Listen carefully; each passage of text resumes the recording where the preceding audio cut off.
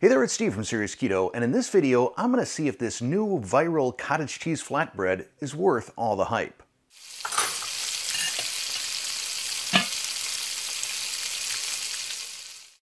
For the last 2 weeks, not a day has gone by that this viral cottage cheese flatbread has not shown up in my newsfeed.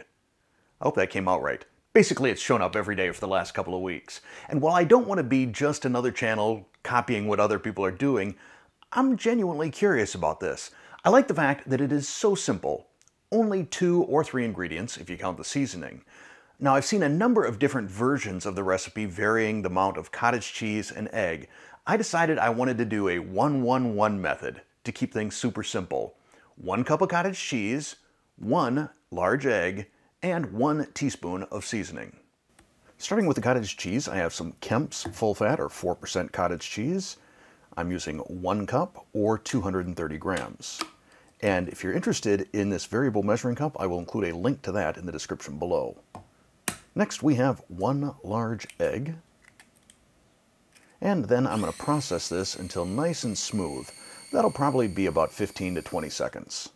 Scrape down the sides, getting any extra bits of cottage cheese or egg. And then I'm going to add my seasoning. Everything but the bagel, 1 teaspoon or 5 grams.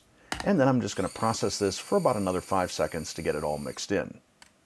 Then I will pour my batter onto a cookie sheet lined with either a silicone mat or parchment paper.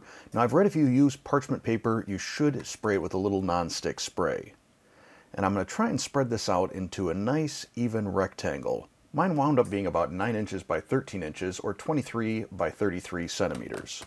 Then I'm going to bang this on the countertop a few times just to even it out.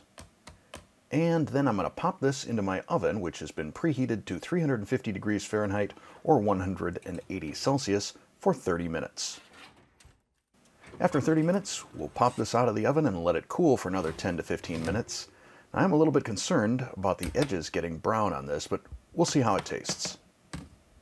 I've let this rest for about 20 minutes, and I'm finding that it's not releasing from the silicone mat very well. In fact, the texture is just, it's very feeble. It just falls apart.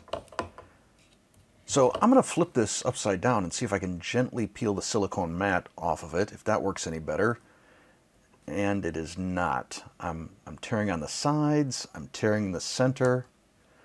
So we'll try cutting it with a pizza cutter. And if that, oh geez, it just is not, it just breaks apart. This is not good. All right, well, we'll see what it tastes like. It reminds me a lot of the cottage cheese chips in terms of flavor.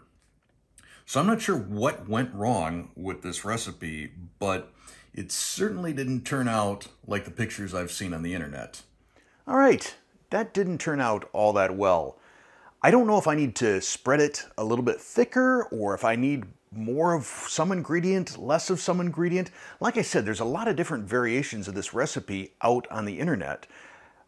If you've tried it and have come up with a version that works consistently, I would love to know what you did that was different than mine, either in terms of ingredient quantities, the way you cook it, anything. Please let me know down in the comments below.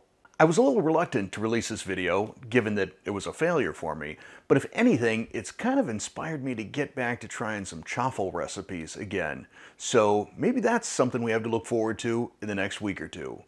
Anyhow, if you enjoyed this video or found it even the least bit interesting, please click that like button. If you're not a subscriber already, tap that subscribe button, then hit the bell to turn on all notifications. And if you really love the video, click that thanks button. Buy me some more cottage cheese. And thanks for watching.